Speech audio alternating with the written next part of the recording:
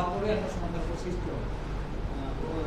পঞ্চায়েতে যে নির্বাচন গেছে তারপরেও দেখা গেছে অনেক অনেক জায়গাতে বাড়ি ঘর তোলা হয়েছে, মানুষ এখনো যেতে পারছে না এবং কারোর জীবন জীবিকার ক্ষেত্রে আটকানো হচ্ছে। যেমন পটু দেওয়া কাশ্মীরি দিকে দেওয়া হচ্ছে না, তারা বেরোতে পারছে না। সে বিষয়ে কি বলবে? সেটাই তো বড় বিষয়। সন্ত্রাসীরা সন্ত্রাসের বিরুদ্ধে কথা বলছে।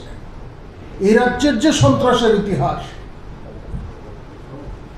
সর্বশেষ তাদের পক্ষে যাওয়া সর্বশেষ বিধানসভা নির্বাচন হচ্ছে 2004। সেই 13 নির্বাচন যারা এখানে সাংবাদিকরা যারা কভার করেছেন, এই আগরতলা শহরের আশপাশে যে সমস্ত বিধানসভা কেন্দ্রে বিরোধীরা জয়ী হতে পারেননি, তাদের কি অবস্থা হয়েছিল, বটতলায় কি হয়েছিল সেদিন 13 বিধানসভা নির্বাচনের ফলাফল যেদিন বেরিয়েছে। সন্ত্রাসী, তাদের মতাদর্শগত অবস্থান সন্ত্রাস। তারা বলছেন সন্ত্রাসের কথা। এমন কোন নির্বাচন বাদ যেত না যার পরে সন্ত্রাস হতো না। ভারতীয় জনতা পার্টির সরকার আসার পর এর মধ্যে পরিবর্তন এসছে। আমাদের প্রথম কোনো বিধানসভা নির্বাচন যার নির্বাচনোত্তর কোনো সন্ত্রাস হয়নি, সেটা 18-র পর।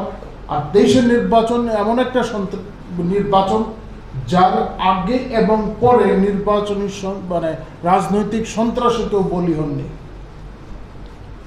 হ্যাঁ, এটা ঠিক যে অপসংস্কৃতি তারা তৈরি করেছেন, সন্ত্রাসের সংস্কৃতি, তা আমরা এখনো নির্মূল করতে পারিনি। সেটা একটা ভাইরাস, এই ভাইরাস কাজ করছে। এই সমাজ মুক্ত হতে পারেনি তার থেকে। আমরা সেই জন্য চেষ্টা করছি, নিরন্তর চেষ্টা আমাদের তরফ থেকে আছে। সেই সমাজ পরিবর্তনের কথা আমরা সেই জন্যই বলি।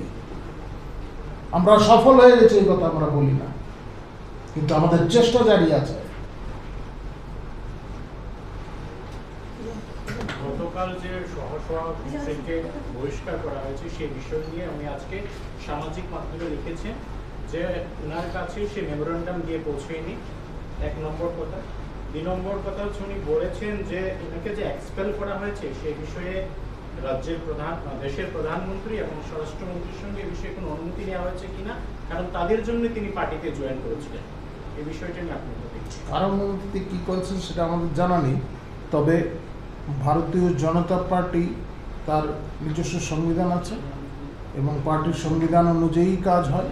ভারতীয় জনতা পার্টির কোনো সদস্যকে, সাধারণ সদস্যকেও যদি বহিষ্কার করতে হয়, পার্টি থেকে অব্যাহতি দিতে হয়, তাহলে ভারতীয় জনতা পার্টির প্রদেশ সভাপতি এই সিদ্ধান্ত গ্রহণ করেন এবং সেই অনুযায়ী পার্টির নেতৃত্বের এবং আমাদের যে অনুশাসন বিষয়গুলি যারা দেখেন, শৃঙ্খলা রক্ষাকারী কমিটি, তাদের পরামর্শ মতো আমাদের সভাপতির অনুমোদন ক্রমে সিদ্ধান্ত হয়েছে এবং সেই সিদ্ধান্ত সম্পর্কে যাদের যাদের অবগত করার তা করা হয়েছে।